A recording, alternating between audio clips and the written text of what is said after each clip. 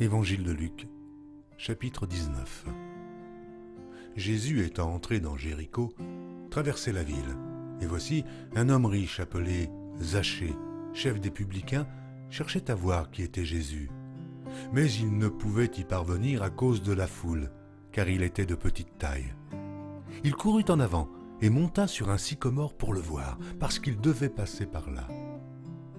Lorsque Jésus fut arrivé à cet endroit, il leva les yeux et lui dit « Zachée, hâte-toi de descendre, car il faut que je demeure aujourd'hui dans ta maison. » Zachée se hâta de descendre et le reçut avec joie. Voyant cela, tous murmuraient et disaient « Il est allé loger chez un homme pécheur. » Mais Zachée, se tenant devant le Seigneur, lui dit « Voici, Seigneur, je donne aux pauvres la moitié de mes biens, et, si j'ai fait tort de quelque chose à quelqu'un, je lui rends le quadruple. » Jésus lui dit « Le salut est entré aujourd'hui dans cette maison, parce que celui-ci est aussi un fils d'Abraham. Car le Fils de l'homme est venu chercher et sauver ce qui était perdu. » Il écoutait ces choses, et Jésus ajouta une parabole, parce qu'il était près de Jérusalem et qu'on croyait qu'à l'instant, le royaume de Dieu allait paraître. Il dit donc, un homme de haute naissance s'en alla dans un pays lointain pour se faire investir de l'autorité royale et revenir ensuite. Il appela 10 de ses serviteurs, leur donna 10 mines et leur dit « Faites-les valoir jusqu'à ce que je revienne. » Mais ses concitoyens le haïssaient, et ils envoyèrent une ambassade après lui pour dire « Nous ne voulons pas que cet homme règne sur nous. » Lorsqu'il fut de retour, après avoir été investi de l'autorité royale, il fit appeler auprès de lui les serviteurs auxquels il avait donné l'argent afin de connaître comment chacun l'avait fait valoir. Le premier vint et dit « Seigneur, ta mine a rapporté 10 mines. » Il lui dit « C'est bien, bon serviteur, parce que tu as été fidèle en peu de choses, reçois le gouvernement de 10 villes. » Le second vint et dit « Seigneur, ta mine a produit 5 mines. » Il lui dit « Toi aussi, sois établi sur 5 villes. » Un autre vint et dit « Seigneur, voici ta mine que j'ai gardée dans un linge, car j'avais peur de toi, parce que tu es un homme sévère. Tu prends ce que tu n'as pas déposé et tu moissonnes ce que tu n'as pas semé. » Il lui dit « Je te juge sur tes paroles, méchant serviteur. Tu savais que je suis un homme sévère, prenant ce que je n'ai pas déposé et moissonnant ce que je n'ai pas semé. Pourquoi donc n'as-tu pas mis mon argent dans une banque afin qu'à mon retour je le retirasse avec intérêt ?»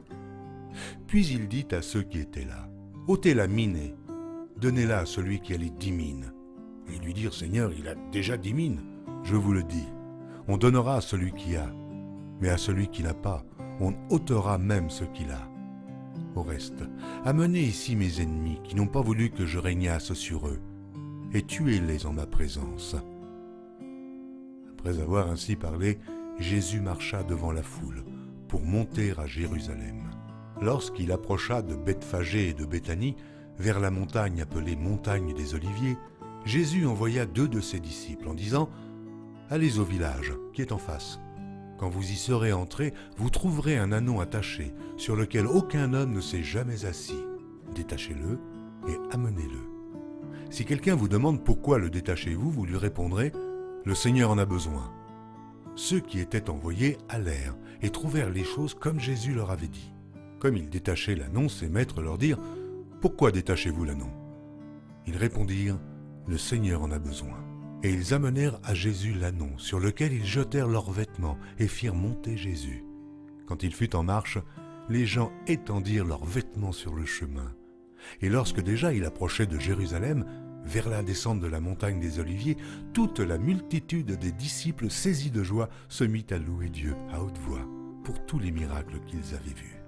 Ils disaient « Béni soit le roi qui vient au nom du Seigneur, paix dans le ciel et gloire dans les lieux très hauts. » Quelques pharisiens du milieu de la foule dirent à Jésus « Maître, reprends tes disciples. » Et il répondit « Je vous le dis, s'ils se taisent, les pierres crieront. » Comme il approchait de la ville, Jésus, en la voyant, pleura sur elle et dit « Si toi aussi, au moins, en ce jour qui t'est donné, tu connaissais les choses qui appartiennent à ta paix, mais maintenant, elles sont cachées à tes yeux.